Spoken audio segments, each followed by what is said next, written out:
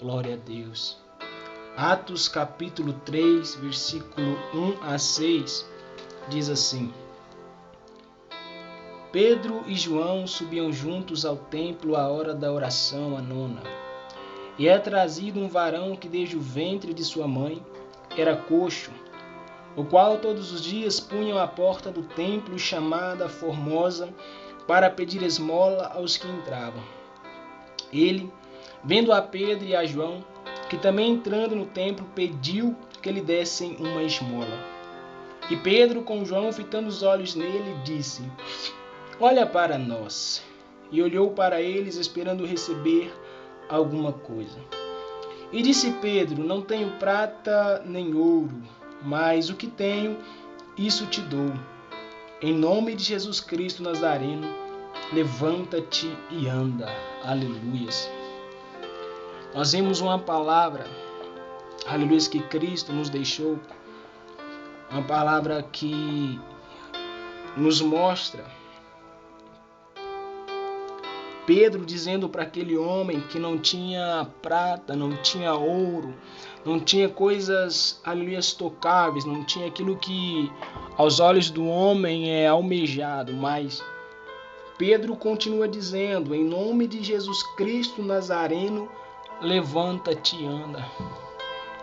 Pedro não tinha aquilo que o mundo tem.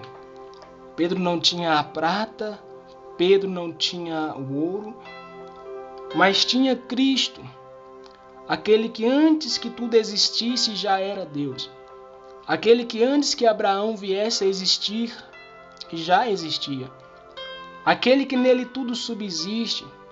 Aquele que levanta do pó, aquele que ergue dos monturos, aquele que levanta o traficante e, se quiser, faz pregador da palavra. Aquele que, quando conjuga o verbo no passado, ele conjuga no presente, dizendo: eu posso, eu faço, eu sou. Foi assim com Moisés: eu sou o que sou. Essa palavra, ela é muito linda porque nós vemos que Pedro não tinha prata, Pedro não tinha ouro, mas ele tinha aquilo que mais importava, a presença de Cristo Jesus. E o salmista no Salmo 51 vai dizer: não me lances fora da tua presença e nem retires de mim o teu Espírito Santo. Nós vivemos um tempo em que as pessoas querem coisas, mas elas não querem a face de Deus, os pés de Cristo. Querem, quem sabe, a sua destra, a sua mão, que podem fazer.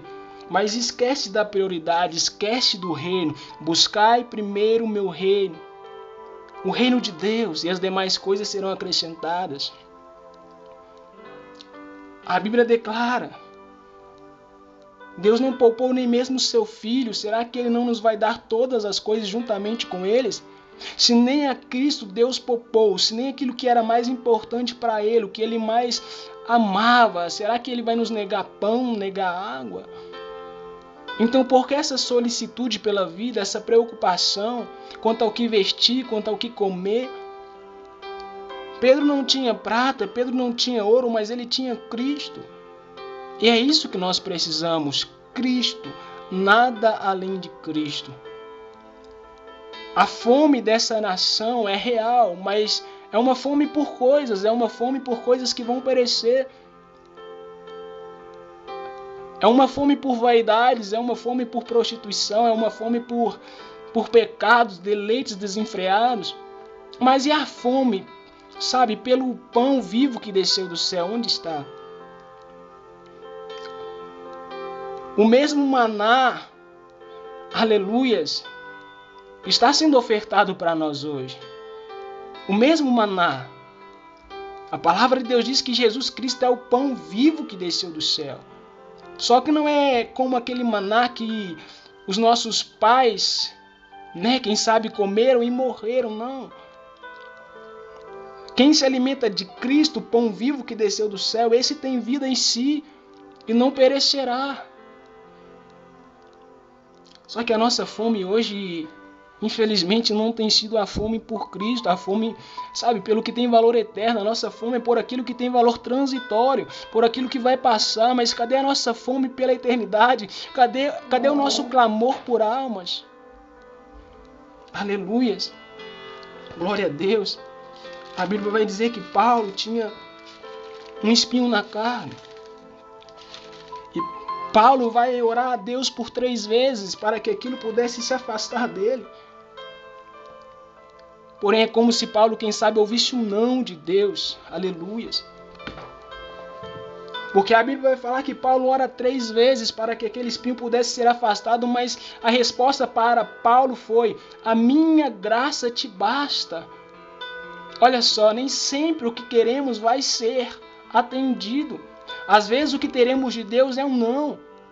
Às vezes o que teremos de Deus, quem sabe, é um cajado e uma vara. Por quê? Porque Ele é pastor, mas a vara e o cajado dele deve ser o nosso consolo. E se o que temos de Cristo hoje é a correção, é a repreensão, possamos entender que Ele nos ama e nos tem por filhos. E a Bíblia vai dizer que a graça de Deus era suficiente para Paulo. Paulo queria, quem sabe, que aquele espinho fosse retirado. Só que o que ele necessitava não era que aquilo fosse tirado dele. A necessidade real de Paulo era que, aleluias, a graça de Deus esteja sobre ele. E o que nós precisamos é justamente o que Paulo precisava, da graça. Uma graça que cobre pecados, uma graça que traz expiação, uma graça que traz perdão, uma graça que levanta do pau pequeno, uma graça que ergue dos monturos o necessitado, uma graça que abate o orgulho, uma graça que nos purifica, que traz redenção, uma graça que nos santifica. E essa graça, eu não vou dizer para você que é um sentimento, essa graça é um alguém, este alguém chama Cristo. E a palavra era: minha graça te basta, Cristo te basta, Paulo. Cristo te basta, irmão. Cristo nos basta, essa tem que ser a nossa fome. Aleluias, glória a Deus. Oh, Espírito Santo, Deus é lindo. A palavra de Deus vai dizer, no Salmo 73, verso 25, a quem tenho eu no céu, senão a ti? E na terra não há quem eu deseje além de ti. Olha só o que o salmista vai dizer: a quem tenho eu no céu, senão a ti? Deus é a nossa porção nessa terra. Deus é a nossa necessidade nessa terra. Nós estamos como terra sedenta, como terra, aleluia, quem sabe, cheia de crateras. Nós precisamos de água. E essa água, aleluia, ela possa sanar a nossa sede. Mas cadê o preço a ser pago? Cadê as orações nas madrugadas? Cadê a fome? Cadê a sede? Nós estamos como terra sedenta, sim. Mas onde está a oração para sermos saciados? Onde estão os jejuns para sermos saciados? Onde está o clamor pelo avivamento? Onde está o desejo pelas almas? Cadê a sede?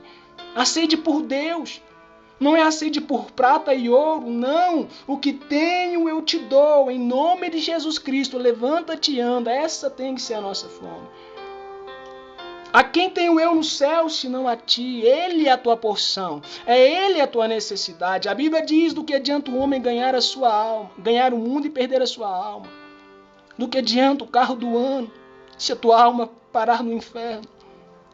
Do que adianta belos sermões, se naquele dia Deus dizer: apartai-vos de mim, maldito, eu não vos conheço? Que proveito há em teologia, se naquele dia, aleluia, Ele dizer: eu não vos conheço? Você até pensava, quem sabe, que o conhecia, mas e Ele te conhece? Aleluia.